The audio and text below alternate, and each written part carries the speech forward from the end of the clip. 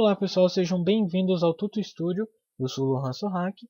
Nessa série de vídeos eu vou estar ensinando a como criar o jogo da forca. Bem, eu já tinha criado um joguinho da forca, só que o que eu estava fazendo? Eu armazenava as palavras em um vetor, certo?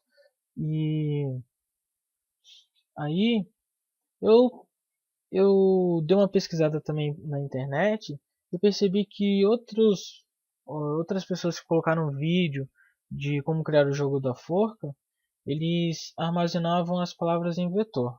Bem, dessa forma, as palavras são limitadas pelo programador, ou seja, se o programador quiser apenas 10 palavras no seu jogo, só vai ter aquelas 10 palavras. Bem, então, por conta disso, eu decidi trazer essa série de vídeos onde as palavras podem ser fornecidas pelo próprio jogador antes de começar o jogo, logicamente. E aí dessa forma o jogo não fica limitado a 10 palavras ou 20 palavras, certo? Bem, então antes da gente começar a desenvolver o jogo da forca é bastante importante a gente entender os conceitos, os objetivos, as regras e tudo mais. Então vamos lá. Qual o objetivo do jogo da forca? O jogador terá que adivinhar as letras que compõem uma palavra para que ele possa ganhar o jogo. A cada letra errada, um membro do boneco que está na forca é adicionado. Ou seja, o seu objetivo é ganhar o jogo, mas para você ganhar o jogo, você não pode deixar o seu bonequinho morrer. E para que ele não morra, você tem que acertar, você tem que colocar todas as letras que compõem a palavra antes que o seu boneco seja completado, ou seja, antes que todos os membros do boneco estejam ali na forca, como cabeça, tronco, braços e pernas. E quais são as regras do jogo da forca? Bem, nesse nosso jogo da forca, o jogador poderá apenas fornecer uma letra por vez. Bem, então se o jogador digitar a palavra, o nosso programa só vai ler a primeira letra que ele digitou, certo? Além disso, o jogador poderá errar no máximo 5 vezes sem perder o jogo. Por que isso? Porque no nosso jogo, a cada erro do jogador será adicionado um membro. E esses membros são cabeça, tronco, as duas pernas e os dois braços, totalizando 6 membros. Ou seja, no sexto erro, o jogador já terá perdido o jogo. Caso a letra já tenha sido digitada, não será contabilizada como acerto e nem como erro. Certo? Então, por exemplo, se a pessoa já digitou A e depois digitou A novamente, não será contado nem como erro nem como acerto. Bem, para cada partida será mostrada uma dica e a quantidade de letras da palavra. Certo? Então, nesse nosso jogo da forca, além de mostrar os espaços da palavra, vai mostrar a quantidade e a dica. Por exemplo, eu tenho a palavra bola, ou melhor, eu tenho a palavra vaso. Bem, então, para facilitar, o que eu posso fazer? Eu posso mostrar a dica, que seria objeto. O vaso é um objeto. E aí, além disso, eu posso mostrar quantidades de letra que compõem aquela palavra. Bem, aqui os detalhes técnicos. Eu vou estar utilizando como IDE o Code Blocks. No final, depois que a gente criar todo o nosso programa, nosso código, eu vou estar criando um instalador para que você possa passar esse seu joguinho para os seus colegas e tudo mais. Bem, para estar criando esse instalador, eu vou estar utilizando o programa WinRAR, certo? Então, se você não quiser criar um instalador, é só você fazer aí o algoritmo, certo? Então nós vamos estar criando o jogo em gráfico 2D, porque ele vai ser executado no terminal. A linguagem que eu vou estar utilizando é a linguagem C. Para o nosso programa a gente vai estar utilizando bastante manipulação de arquivo, um pouquinho de manipulação de vetores e funções, certo? Agora eu vou mostrar, dar digamos assim, uma pré-visualização de como vai ficar o nosso jogo. Então vamos lá, vamos para as telas do jogo. Bem, esse é o menu inicial. Está lá o jogo da forca, as opções, e aí a pessoa tem que digitar o número de uma das opções, ou seja, a pessoa quer jogar, vai apertar 1, se ela quer adicionar uma palavra 2, para adicionar uma dica 3, e para sair do jogo 4. Bem, então aqui é a primeira opção. Então aqui a gente tem letras digitadas, a gente tem o nosso bonequinho, a gente tem a dica, que é um objeto, e o tamanho da palavra, ou então o número de letras, certo? A gente tem um resultado, que a palavra era tente, e que a pessoa perdeu. E aí o que acontece? Eu coloquei aqui uma mensagem para a pessoa apertar qualquer tecla para voltar ao menu, certo?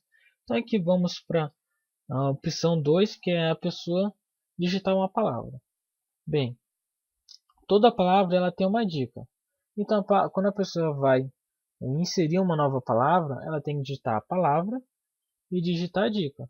Então, depois que a pessoa digitou a dica, aparece uma mensagem aqui na tela para ela, perguntando se ela confirma que aquela palavra está correta e que ela deseja continuar. Evitar de colocar mais uma opção no menu, de ter que excluir uma palavra ou uma dica, o que eu fiz? Eu coloquei essa mensagem assim: deseja continuar com a palavra cadeira, que é a palavra que a pessoa digitou? Se a pessoa digitar S, significa que ela quer continuar. Se a pessoa digitar não, ele vai pedir a palavra novamente. Aperte uma tecla para voltar ao menu, certo? A próxima tela aqui é digite uma dica, certo? Que é a terceira opção quando a pessoa quer adicionar uma nova dica. Então digite uma dica e em seguida deseja continuar com a dica fruta, sim ou não, certo? Bem, e a quarta opção que é de sair, não aparece nada na tela, simplesmente sai do programa. Bora pro Code Blocks para começar a desenvolver o nosso programa. Eu vou estar utilizando o Code Blocks, mas você pode utilizar outras IDEs, ou então, se você não quiser usar uma IDE, não precisa usar. Mas para estar facilitando aqui, eu vou utilizar o Code Blocks. Bem, então aqui eu vou criar um novo projeto. Aqui eu vou selecionar executar no console, certo? Que é o terminal. Vou utilizar a linguagem C. Vou colocar aqui em uma pasta que eu tenho. Vou colocar bem. Então depois que você escolher o local onde vai ser criado seu projeto, a pasta do projeto, então vou dar um nome aqui ao projeto. Vou chamar de jogo-forca. Bem, o nome do projeto vai ser esse daqui. E vamos aqui em próximo.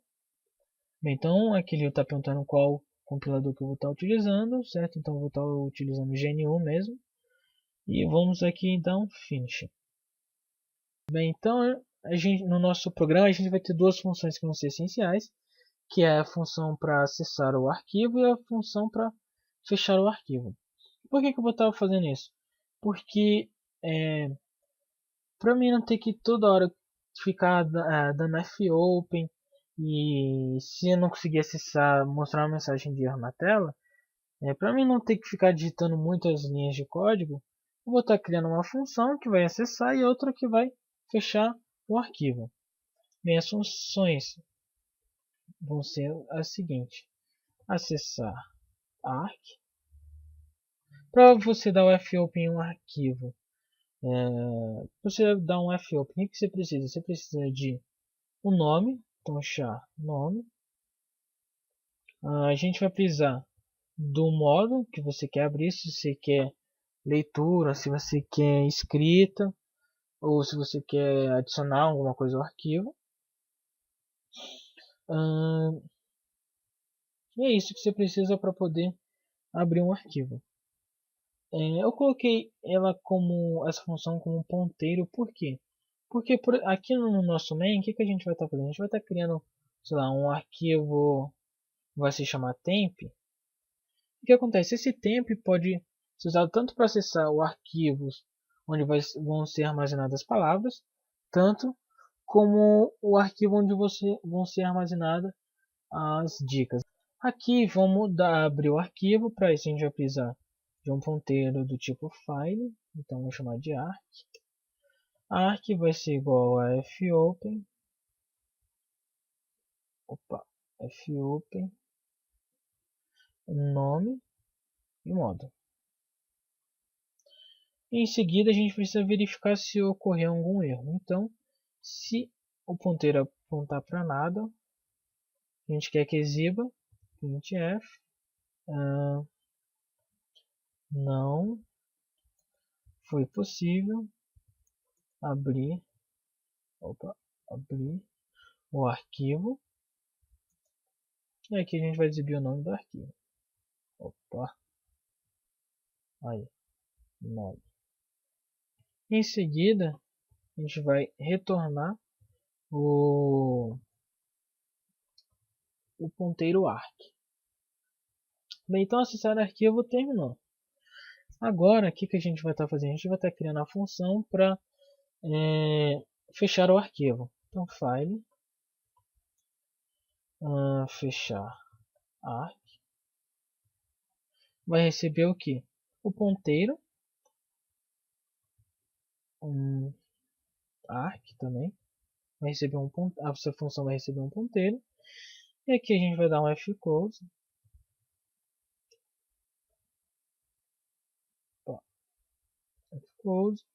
arc. Em seguida a gente vai dar um return arc. Além disso, a gente vai adicionar uma mensagem de erro. Então, se arc for igual a null, o